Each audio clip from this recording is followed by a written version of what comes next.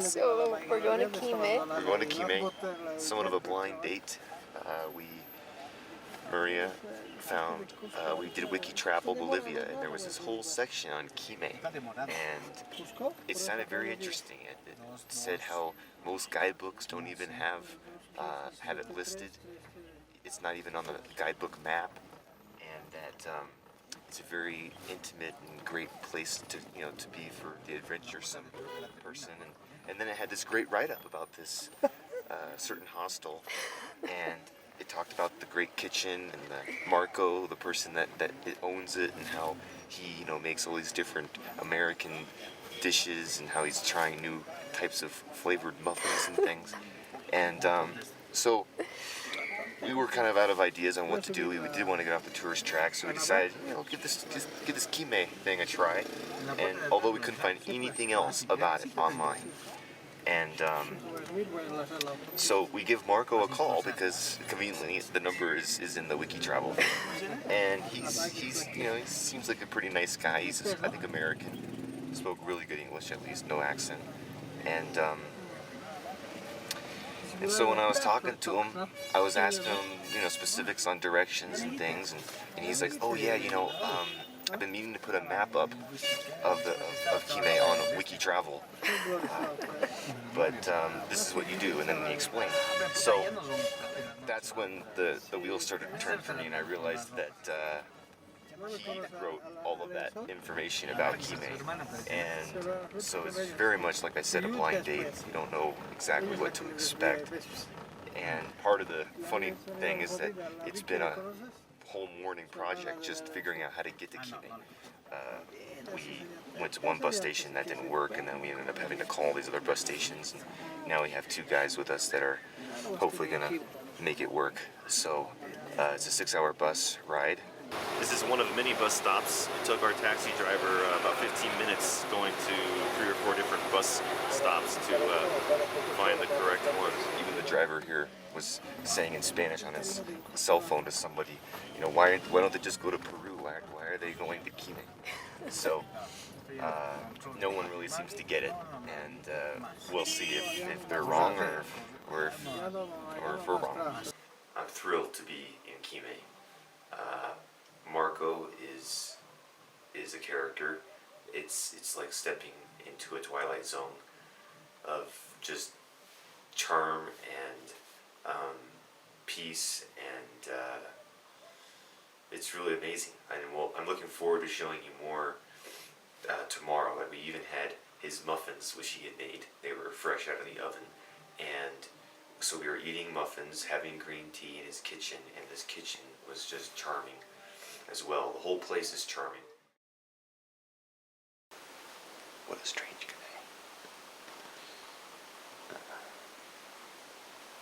We just watched one of his homemade movies that he mixes together from different movies into one movie, and it was yeah. It was a horror film. It was pretty weird. So I don't know how to feel right now. Blind date has gone. We're going to wrap things up here pretty soon. Mm-hmm. So anyway, here we are in the kitchen. I'm a horrible actor. Yeah. Anyway, about 35 years ago, I started coming down to Bolivia on projects to study the moss flora, and we started to teach students. There was no students, no botany, no scientific infrastructure. In 1978, the National Herbarium was established, and I founded the cryptogamic part of the herbarium, and we set up a kind of a politics of natural science on the international level, graphic and so on and so forth. And I suppose, what would be next? Oh, I had a plane ticket after the end of one of these projects. It was worth about, what, $800 or something? Or I had the money for it anyway. And I decided instead of I'm a really bad actor. And I decided that instead of going flying back to the U.S., I would buy this land here. So I spent like any amount of decades. Most of the time, the first years here, I built just one room over here, and I lived in a tent. It's become like an art form. It's kind of a piece of art instead of a house. I mean, it's a house too. Everything, because all there was on this land were big piles of rocks and clean up clay pan and gravel. Now I'm working on terraces now, but I ran out of rocks. That's why there's a big pile of rocks out on the road there. Then I've restored the soil to like this real nice black organic loam.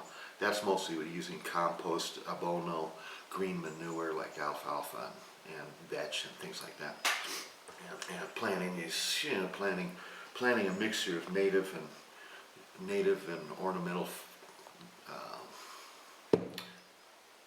plants. Because one of the things about Quime that's very important is that, from my experience as a botanist, It's right behind you there.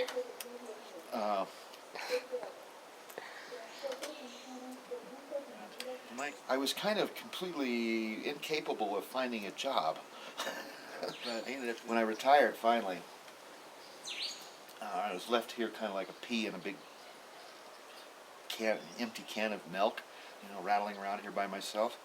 And I'm used to it because I'm in Alaska now. I can go for weeks at a time and not do anything. But it got to be a little kind of depressing. The empty nest syndrome. And Alaskans tend to be kind of eccentric. Yeah, most people in the States don't understand it. Now, if you add Alaskan eccentricity to Bolivia, to living in with a bunch of Bolivian Aymaras for 30 years, then you become like a totally unacceptable kind of a personality. You live here in Bolivia after living in Alaska out in the bush with the Eskimos, and man, if your whole life, you just don't fit in. Here I fit in perfectly. Would you recommend Rancho Colibri? That's a good question. As you probably can see from the videos, Marco is a very interesting person, and his heart is in the right place, and I think he's harmless, but he has been in Quime for decades, and I think that has had some side effects, and so it's hard to complain. On one hand, he was a little overbearing, but I think that's just because he was very lonely. And then on the other hand, he was the nicest person and more than happy to make our stay as good as possible. And he cooked us pancakes for 2 mornings in a row, delicious pancakes. And then last night he had chili, homemade chili made for us. And so those are the 2 best meals, or the 3 best meals that we've had since being here. So it's a tough call. I mean, it's a very rustic place as well. Do you have a final assessment of Quime? Quime, the hiking is some of the best hiking in the world, as far as I'm concerned, for day trip type hikes. We did 2 days of hiking that were, I think, some of the best hiking I've ever done. And I've hiked in the Eastern Sierras, the Himalayas, the Swiss Alps, and the hiking was just amazing. Now, the Swiss Alps, the scenery, I think that was better in the Swiss Alps, but the actual hiking, like the trails and how the trails curved along the mountains and where they took you into the different valleys and everything, that part of the hike was far better than anything that I did in the Swiss Alps. And I think the reason why it's better than the Himalayas, at least for me, is that these trails are only pack trails. They're used by the local people with their llamas, and with mules. And so this is the way hiking ought to feel. Whereas in the Himalayas, I was always coming across lots of trash and tourists and other hikers. We were the only hikers. And so for that reason, that's why I give it the best rating I could. Mm-hmm. And I think for me, what hiking is all about is it's about exploring. And you don't get that exploring feeling when you're with a guide in a big group and you're crossing other groups and you're seeing evidence of other groups and people and things like that.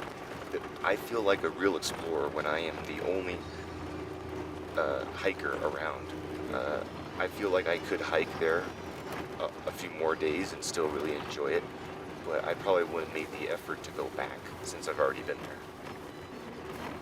What I do like about it is that you really are the only gringo in town. I mean, that can be a disadvantage because you're noticed and many of those Bolivians are shy, but obviously it's an advantage because you're getting a real Bolivian experience. And that village itself is a boom town. It is a very vibrant, lively village that was really great to be, to wander around in and to interact with people. So